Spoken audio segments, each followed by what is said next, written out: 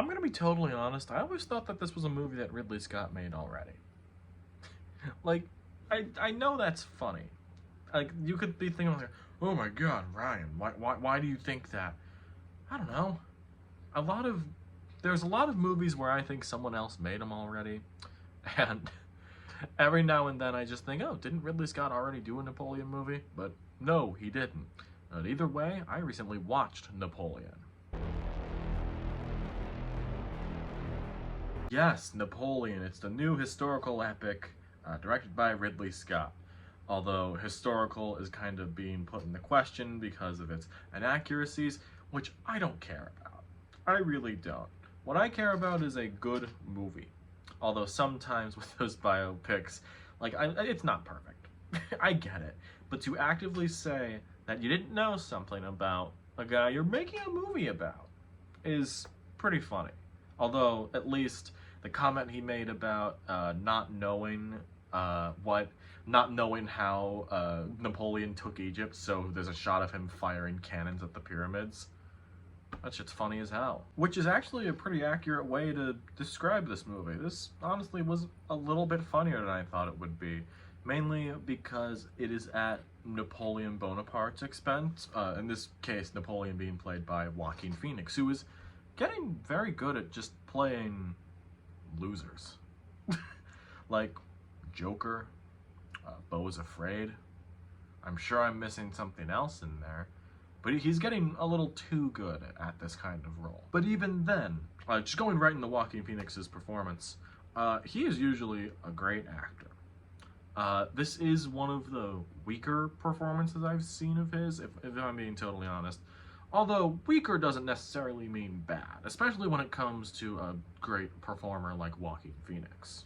In terms of that area, I could easily say that Vanessa Kirby takes the honor of even being the best part of the movie, playing Napoleon's wife, Josephine, which they get some insane moments in together, and just they lean into it, and I want Vanessa Kirby to step on it. I'm gonna cut that part out. Either way, I just feel like it was dull. That was pretty much the biggest sin of this movie, just being dull. It was funny at times, but it was too far apart for me to like really keep my interest. I just thought it was boring. However, I can't deny that the technical aspects of this are stunning and impressive. The production design, the costumes and the makeup and everything. There was good money put into this. And I really liked it from that perspective, from a filmmaking standpoint. But just, there were some odd choices here with the pacing and the editing, which, this is the big case for me of editing can make or break a movie. This is the point where editing kind of fucked this movie up for me. This year has been full of very epic, quote-unquote, movies in terms of their length. Just within the past couple of months alone, we got both Oppenheimer and Killers of the Flower Moon, 3 hours and 3.5 hours, sprawling epics that I think use their time well.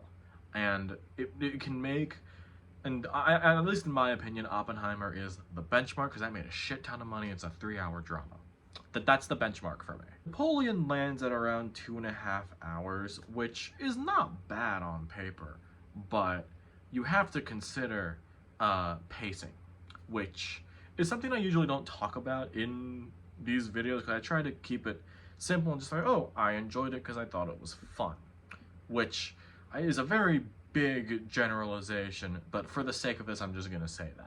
With a good editor, you can make a 3-hour movie feel like a 2-hour movie or a 2.5-hour movie. I feel like Oppenheimer is the best case of that. Also have a 3.5-hour movie feel epic in its scale and still have everything be impactful and still have that feeling of, wow, this is a very long movie, but you can keep that pacing up well enough where it all feels important and doesn't drag. I think Killers of the Flower Moon is a good example of that. Napoleon is about an hour shorter than Killers of the Flower Moon, but it feels that long in terms of, I think the editing in this movie is not good. We are jumping in between like a humorous scene and a massive battle, which are pretty cool. They are cool, especially the Battle of Waterloo. That's closer to the end of the movie. That's great, but they're too far in between, and there's not enough of them. There's like, at the end, there's a little thing on the credits saying Napoleon fought in 61 battles.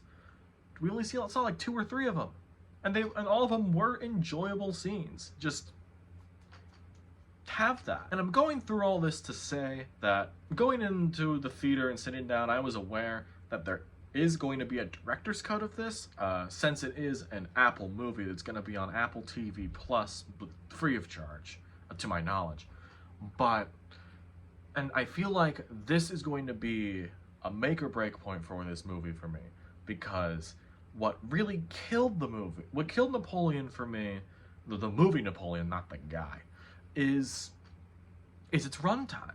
And you can make, because the rumor is that the director's cut is going to be a little over 4 hours long. It's going to be on streaming, so if I do watch it, which I probably will, I'm going to watch it with pauses, because that's how I operate. You watch your way, I watch my way. But even then, while sitting in the theater and watching this, I could see the good movie in there. Like there is very obviously, I could even say there's a great movie in here.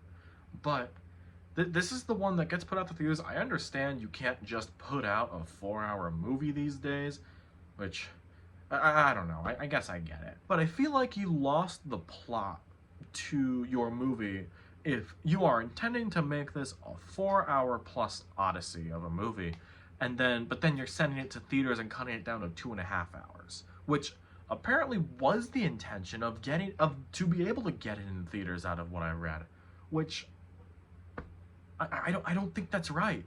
I feel like if you are proud of a product, you feel like you gotta make sure you do it. And if that means your version of a full movie is gonna be 4 hours long that happens to be on a streaming service, who fucking cares? It's your movie. I don't know. I guess that's the biggest lingering problem I have with Napoleon, in terms of it was kind of butchered in the editing room. I really do feel this. I don't really think that, I really hope this is the case, if I'm being totally honest. I feel like this could be a great movie with the director's cut. But getting sent to theaters, cut down to 2.5 hours, it felt very dull and just kept moving all over the place. It almost felt like whiplash, whether in tone and in actual story progression. Don't get me wrong. Joaquin Phoenix and Vanessa Kirby are good performers, Vanessa Kirby being great in this. And the technical aspects and the battles are all really great stuff. But you have to understand, at least in my opinion, that editing and pacing can make or break a movie. And this is one of the biggest cases in recent memory for me where that happened with this, and it is just very disappointing for it to be this movie. Napoleon, I'm going to give it 2 stars, but I'm going to put a caveat there, because I've just decided I am going to watch the director's cut. If my opinion changes on it this much, like to an insane degree, I will do a separate video on it, because I feel like it will warrant enough conversation, because most of this video was me talking about how the editing kind of ruined this movie for me. This is one of the only movies in recent memory that I can think of that has a sex jump scare. I don't know how they did it, but, you know, like when you cut to a scene and you just see those 2 people fuck.